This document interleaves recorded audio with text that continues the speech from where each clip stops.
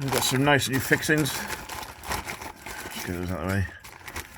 Got nice stainless steel exhaust clamp for the middle box, and obviously gasket kit in there, obviously connectors, and the main support connector that goes onto the subframe. Brand new one of those. So all the kits to go. If you're interested in the number, that's the part number that I got it from. Okay, and this basically got that from Amazon. I just looked for a 2-inch diameter by 5-inch, obviously adjustable, stainless steel, because they seem to last a lot longer. Okay, welcome back. So we managed to get the old exhaust off, and what's good about that is that yes, we did not damage any of the studs from that manifold, or the lower part anyway. So that's all good. I'm going to clean those up now.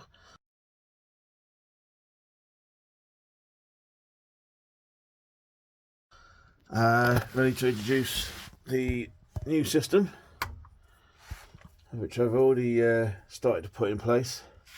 We've got the main catalyst at the back end there with the lambda sensor socket.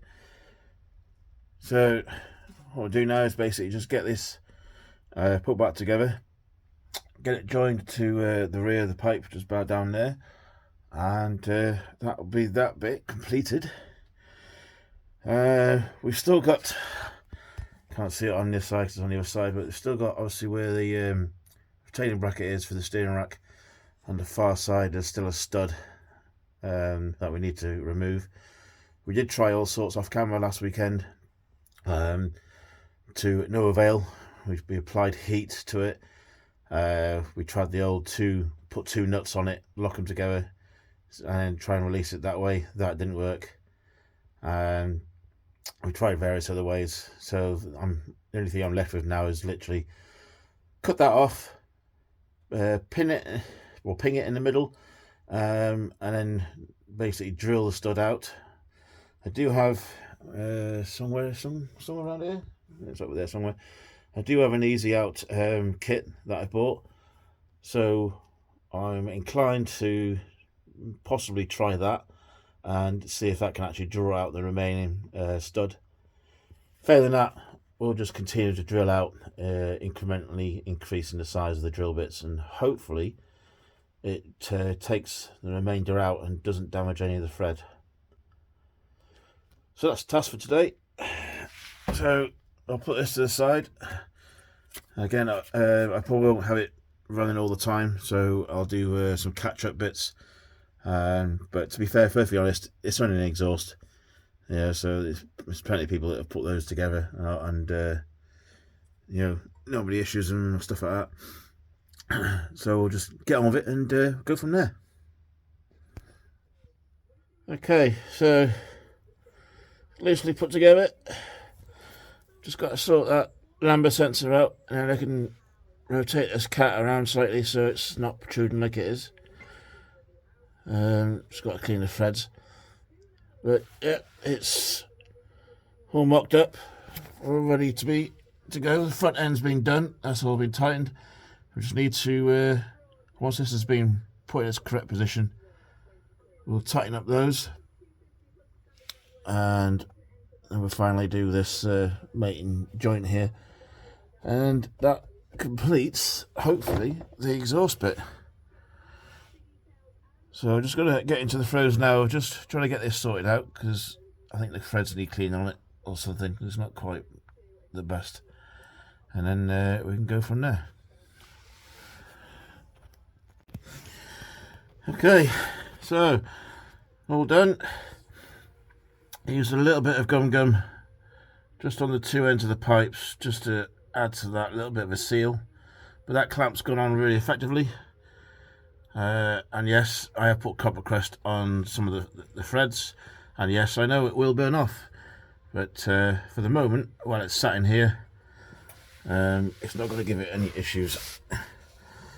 That side's done.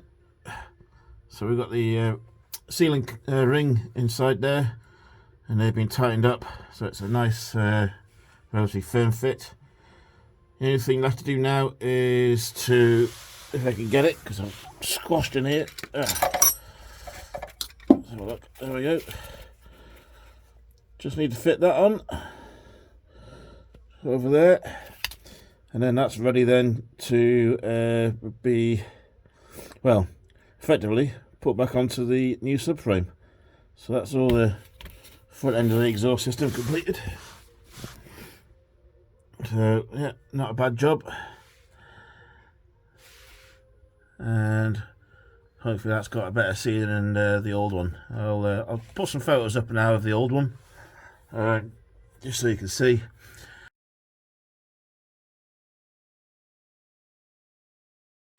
Obviously I've gone for standard one, which basically splits in the middle, which for good reasons really. That steering rack is literally held on by some baler twine. I don't want it to drop anymore. I didn't want to go for the hassle of disconnecting it all.